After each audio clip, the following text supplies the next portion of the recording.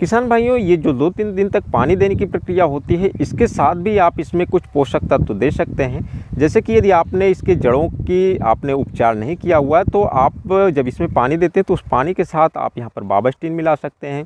इसी के साथ आप ह्यूमिक एसिड मिला सकते हैं, या इसके साथ आप NPK 19-19 का भी कोई ग्रेड मिला सकते हैं। लेकिन आपको इसमें केवल 1 या 2 तत्व ही एक बार में मिलाना है। जैसे आप पहली ड्रेंचिंग में आपने बाबास्टिन ले लिया, इसके साथ आपने ह्यूमिक एसिड ले लिया। आप दूसरे दिन वाली जो ड्रेंचिंग करेंगे उसमें आप NPK 19-19 ले लेंगे, जो कि 1 ग्राम प्रति लीटर से अधिक नहीं होना चाहिए। तो इस तरीके से फिर आप तीसरी ड्रेंचिंग में भी इस तरीके से कुछ और ले सकते हैं, जैसे कि आप गुड़ का घोल ले सकते हैं, और माइक्रो बैक्टीरिया के जो आप आते हैं आप वो ले सकते हैं, जैसे कि इसमें तरल कंसोर्टिया आता है, या फिर और आप इसमें जो ट्राइकोडर्मा है पाउडर है, आप इसका प्रयोग कर सकते हैं। ये भी एक तरीके का आपका जड़ों के पास जो फंगस होते हैं इसको कंट्रोल करेगा, क्योंकि ट्राइकोडर्मा भी एक तरीके का मित्र फफूंद होता है, तो आप उसका भी इसमें ड्रेंचिंग में प्रयोग कर सकते हैं। तो इस तरीके से यदि आप शुरुआत में 2-3 बार इसकी ड्रेंचिंग कर देते हैं तो इससे पौधे का ग्रोथ अच्छे से होगा। किसान भाइयों, पौधे का प्लांटेशन हो जाने के बाद हमें यहाँ पर कुछ बातों का ध्यान रखना है, जैसे कि कुछ बरसात के समय में कीट पतंगे ऐसे होते हैं जो प्लांटेशन के बाद पौधों को इसकी जड़ों के पास से कट कर देते हैं और पौधा आपका वहीं पर सूख कर ख़त्म हो जाता है। तो हमें इस बात का ध्यान रखना है, और इसके लिए यदि आप इसमें जो है हल्का सा कीटनाशक कोई आप स्प्रे कर देते हैं, या आप जड़ों के पास इसमें आपने फ्यूराडान मिट्टी में मिलाया है, तो जड़ के नीचे से जो कीड़े होते हैं वो तो नहीं लगेंगे, लेकिन ऊपर उड़ने वाले कुछ कीट पतंगे और इल्लियाँ जो होती हैं, बरसात में इसका अटैक होता है, तो आप वहाँ पर क्लोरोसाइपर का प्रयोग कर सकते हैं, या फिर और भी कोई जो है जैसे लेमडासाइलोथ्रेन का प्रयोग, या हल्के कीटनाशक का नीम ऑयल का आप स्प्रे कर सकते हैं। लेकिन डोज आपको शुरुआत में काफ़ी हल्की रखनी है, आप 1 ml प्रति लीटर के हिसाब से इसका प्रयोग कर सकते हैं। किसान भाइयों, इस तरीके से आपके पौधे का ग्रोथ होता रहेगा। तो करीब 20 से 25 दिन के आसपास जब पौधे का ग्रोथ हो जाएगा तो आपको यहाँ पर 2 बार इसकी 3G कटिंग करनी है, जैसा कि हम यहाँ पर करते हैं। तो 15 से 20 दिन के आसपास हम इसकी 1 बार 3G कटिंग करते हैं। तो इसके पौधे की जो टिप होती है इसको हम तोड़ देते हैं। फिर इसमें क्या होगा, इसके बगल से जो है दूसरी तीसरी कल्ले निकलने लगेंगी, और फिर 10 दिन के बाद हमें उसकी भी टिप को एक बार तोड़ देना है। तो इस तरीके से जब हम यहाँ पर सिंगल पौधे का प्लांटेशन किए रहते हैं तो उसके जड़ों के आसपास से ही 2-3 ब्रांचें निकलती हैं, और जब सिंगल पौधा रहेगा वो अच्छे से विकास करेगा, तो इसमें जितनी भी ब्रांचें निकलेंगी वो काफ़ी मोटी और हेल्दी ब्रांचें होंगी, और फिर इस तरीके से जो पौधे का ग्रोथ होगा वो काफ़ी अच्छा होगा।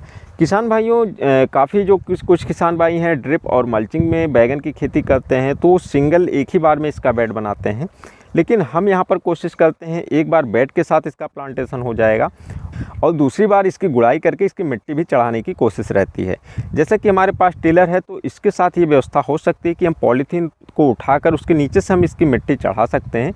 लेकिन यदि आप मल्चिंग का प्रयोग करते हैं तो ये तरीका काफ़ी खर्चीला होगा और काफ़ी मेहनत वाला होगा, हर कोई नहीं कर सकता। लेकिन यहाँ पर एक ऑप्शन आपके पास रहता है, जैसे कि आपने मल्चिंग में जो होल किया हुआ है उसके बाद आपने प्लांटेशन किया हुआ है, आपको क्या करना है कि खेत में बीच में नाली के बीच में आपको जो कुछ भुरभुरी मिट्टी बना लेनी है, और उसके बाद आपको करीब 1 kg 2 kg के आसपास जो भी मिट्टी है आपको उस होल के माध्यम से यदि पौधों के चारों तरफ आप चढ़ा देते हैं तो उससे क्या होगा, पौधे को सपोर्ट मिलेगा, वहाँ पर उसकी जो द्वितीयक जड़ें फिर से निकलना शुरू हो जाएंगी। क्योंकि बैगन एक ऐसा पौधा है जहाँ पर उसकी जड़ के ऊपर आप मिट्टी चढ़ाते हैं वहाँ से उसकी दूसरी ब्रांचें निकलने लगेंगी। तो जब दूसरी ब्रांच निकलेगी तो उसकी पकड़ मजबूत रहेगी। बैगन के पौधे से हमें काफ़ी अच्छा उत्पादन मिलता है।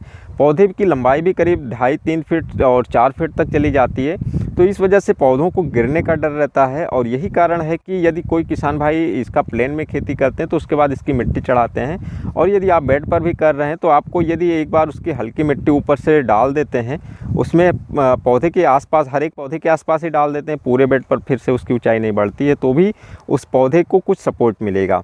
लेकिन यदि आप ऐसा नहीं भी कर सकते हैं तो भी ऐसी दिक्कत नहीं कि पौधा आपका गिर ही जाएगा। लेकिन यदि आप ड्रिप से इसकी सिंचाई करते हैं तो आपको बीच में कभी कभी एक आध बार आपको फ्लड से सिंचाई कर देनी होगी, जिससे कि पौधे के आसपास की जो मिट्टी पूरी भुरभुरी वो हल्का सा ठोस हो जाए, ताकि पौधा आपका गिरे ना। तो ये तरीका है, आप अपने हिसाब से जिस भी तरीके से इसकी आगे प्रक्रिया करते हैं, आपको पौधे को इस तरीके से सपोर्ट देना कि पौधा आगे चलकर गिरे ना। प्लांटेशन के 30 से 35 दिन बाद हमें खाद की जो है पहली डोज देनी है। जैसा कि हमने बेसल डोज में एक बार खाद दे दिया है, तो इसके बाद जो हमें पहली डोज देनी है, इसमें हमें नाइट्रोजन, फास्फोरस, पोटास और बाकी माइक्रोन्यूट्रिएंट्स की पूर्ति करनी है। लेकिन यहाँ पर हम 2 स्टेप में इसमें खाद देंगे।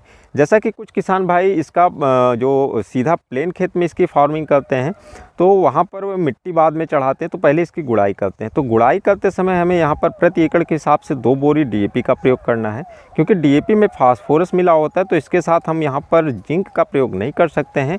और यदि हम दूसरा कोई माइक्रोन्यूट्रिएंट्स यहाँ पर देना चाहते हैं, तो मैग्नीशियम, कैल्शियम और बोरान और सल्फर, इन सब में से किसी 2-3 माइक्रोन्यूट्रिएंट्स का प्रयोग हम इस समय पर कर सकते हैं।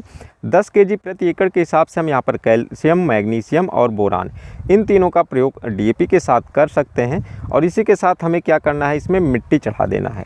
यदि हमने मल्चिंग का प्रयोग किया हुआ है, तो हम यहाँ पर मिट्टी नहीं चढ़ा सकते हैं। लेकिन मल्चिंग के साथ यदि हमारा ड्रिप सिस्टम है, तो उसके लिए खाद की एक अपनी अलग डोज होगी। आप उसमें घुलनशील खाद को ड्रिप के माध्यम से बराबर देते रहेंगे, तो आपको यहाँ पर DAP और इन सब को इस बार देने की ज़रूरत नहीं है। आप पहले से ही जो आपको बेसल डोज में खाद दी है, आप वहाँ पर थोड़ा सा बढ़ा कर दे सकते हैं। पोटास को भी आप बढ़ा कर दे सकते हैं।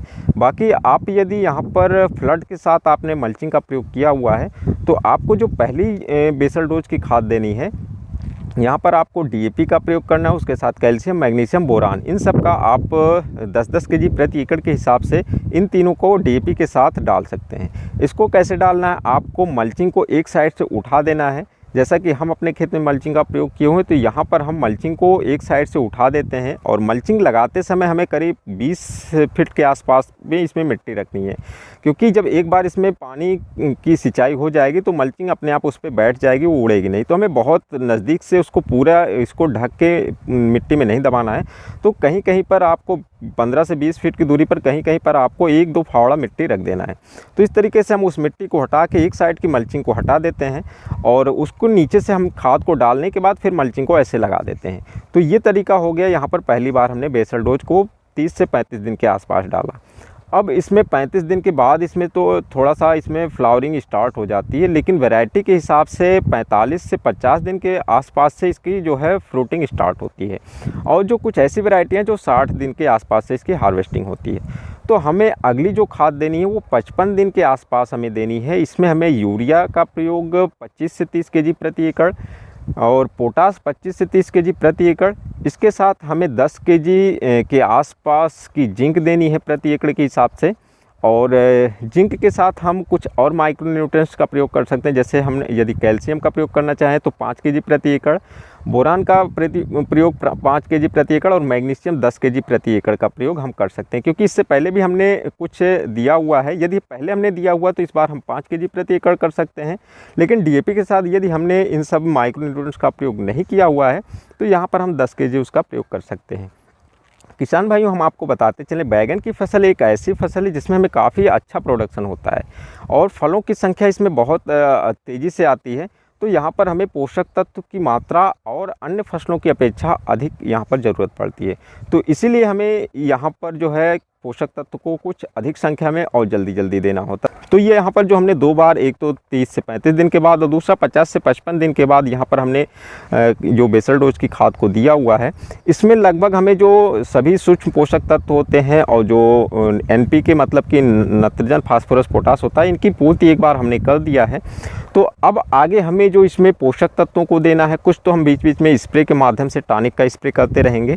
तो जैसा कि हम इसमें amino acid based, humic acid और कैल्शियम, मैग्नीशियम और इन सब का जो माइक्रोन्यूट्रिएंट्स है, इनका कुछ स्प्रे हम बीच बीच में 10 दिन 20 दिन के आसपास एक शेड्यूल इसका बनेगा, तो इसका हम स्प्रे ऊपर से करते रहेंगे। लेकिन जो जड़ों के पास हमें बेसल डोज की खाद देनी है, इस 2 बेसल डोज मतलब 50 से 55 दिन के बाद हमें जो देनी है, जब तक हम इसकी फ्रूटिंग लेते रहेंगे 20 से 25 दिन या 1 महीने के आसपास हमें बराबर यहाँ पर हर दूसरी तीसरी सिंचाई के आसपास हमें यहाँ पर कुछ नाइट्रोजन, कुछ इसमें पोटास, कुछ यहाँ पर फास्फोरस और माइक्रोन्यूट्रिएंट्स को बदल कर यहाँ पर हमें देते रहना है।